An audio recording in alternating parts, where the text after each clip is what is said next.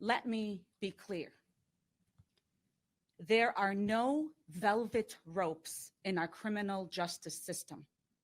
Nobody, no matter how powerful or well connected, is above accountability when they commit a crime. And just as no one in this case was unfairly targeted, no one was given any special passes or privileges.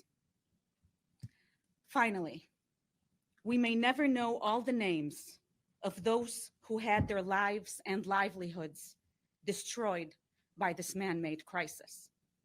And although the criminal justice system alone cannot remedy all the suffering that every person endured, we took our part seriously, and we hope others will do the same to ensure that this never, ever happens again. I would now like to discuss the indictments.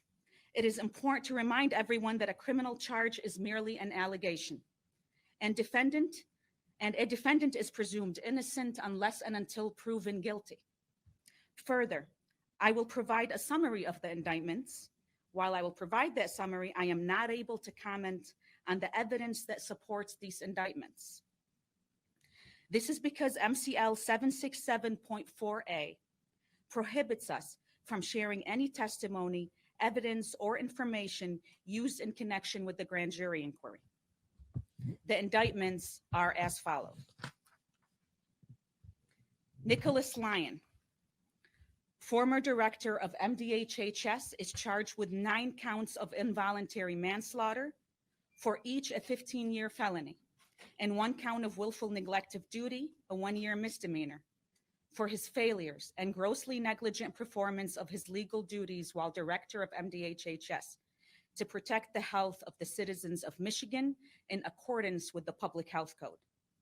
Eden Wells, former chief medical executive, is charged with 9 counts of involuntary manslaughter, each a 15-year felony, and 1 count of willful neglect of duty, a 1-year misdemeanor, for her failures and grossly negligent performance of her legal duties while director of MDHHS to protect the citizens of Michigan in accordance with the Public Health Code.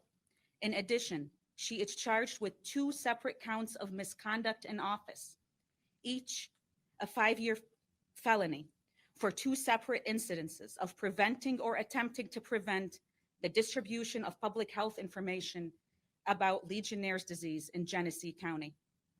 Nancy Peeler, former manager of the Early Childhood Health Section at MDHHS, is charged with 2 counts of misconduct in office, each a 5-year felony, for concealing and later misrepresenting data related to elevated blood lead levels of children in the city of Flint, and 1 count of willful neglect of duty, a 1-year misdemeanor, for her failure to act upon information of those elevated blood lead levels.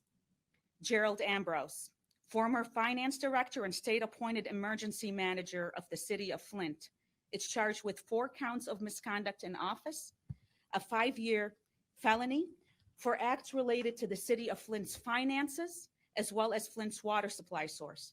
Darnell Early, former state-appointed emergency manager for the city of Flint, is charged with 3 counts of misconduct in office, each a 5-year felony, for acts related to the city of Flint's finances, as well as misinformation about the quality and safety of the Flint water supply.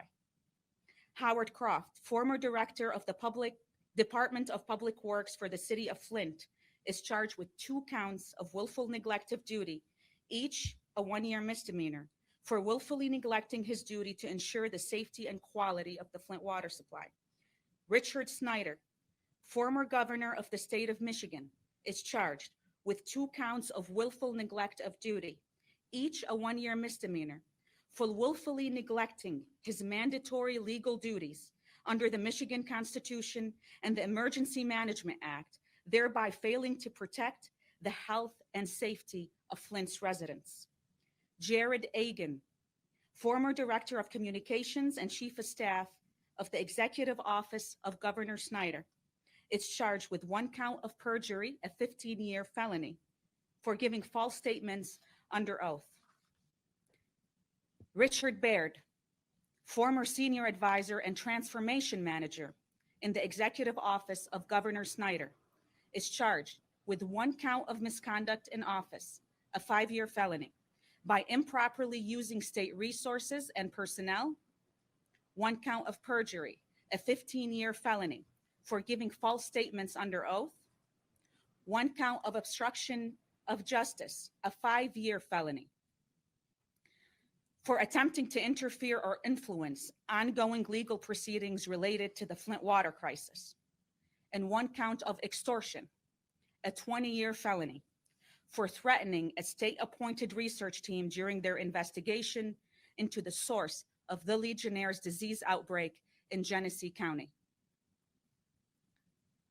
All defendants turned themselves in to the Genesee County Jail. They have been processed and have been arraigned on the charges.